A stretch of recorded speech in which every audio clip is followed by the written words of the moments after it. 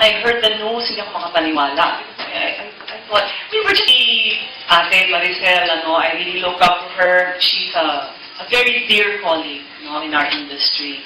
And when I heard the news, hindi ako makapaniwala. I thought, we were just together last Christmas, and then I was telling her, wow, congratulations, may teleserye ka ngayon, And, oh, well, who would have thought, that this is going to happen? It's very unfortunate.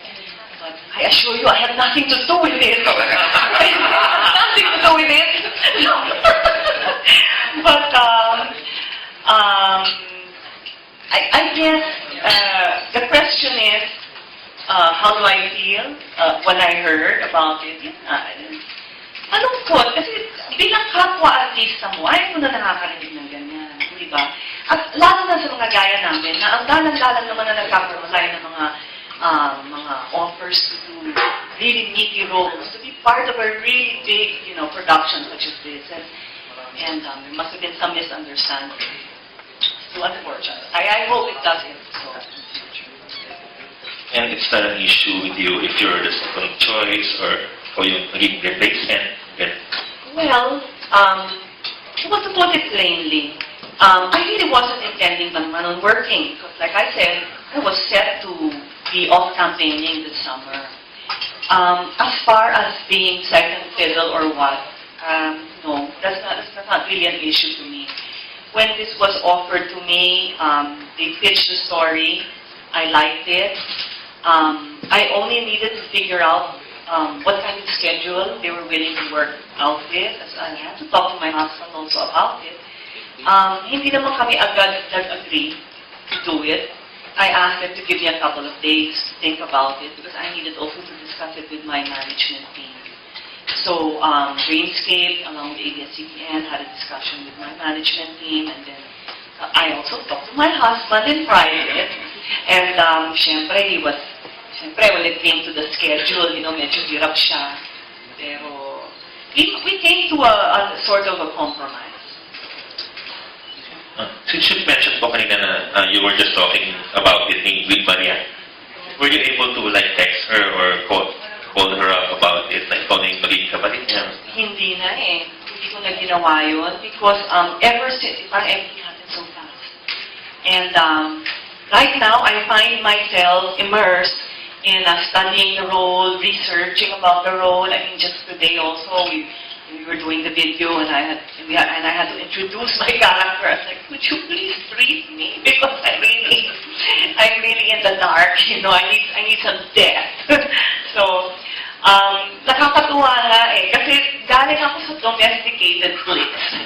Wala ba akong plano pa magtrabaho? Pero gano'n naman palagi eh.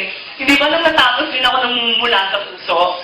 I was really planning to go on a break, and then today, a good friend of mine tells me, there's this wonderful project called Walang Hanggan, and I jumped, and we did it, and who would have thought, it became a big, phenomenal hit. So, every time I tell myself, I'm gonna rest, something, really good comes along the way. So, I always have to keep my options open, and in my experience, every time I've done that, something good comes out of it.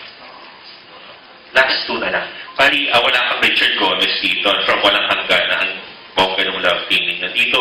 Pari, plain mom ka lang ba? And magkakaroon ka rin ba ng ibang partner or what?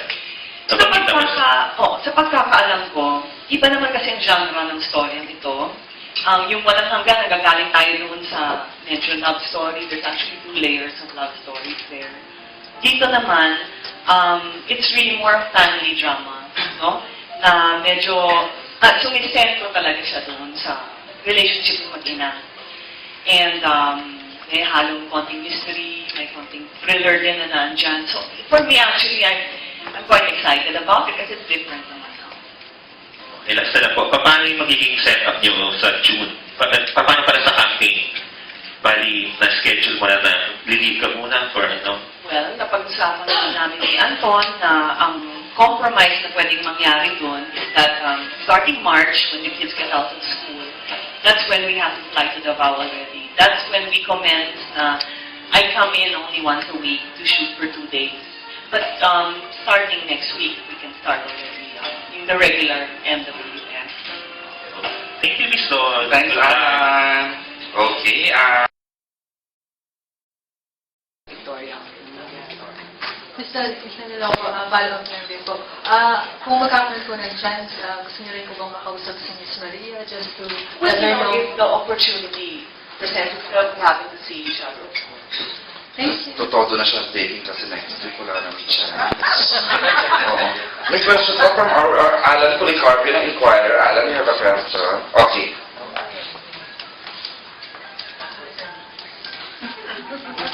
Okay. So, parang narinig ko parang sinasabi ng mga projects mo, you're also really do you work with being overexposed? Overexposed?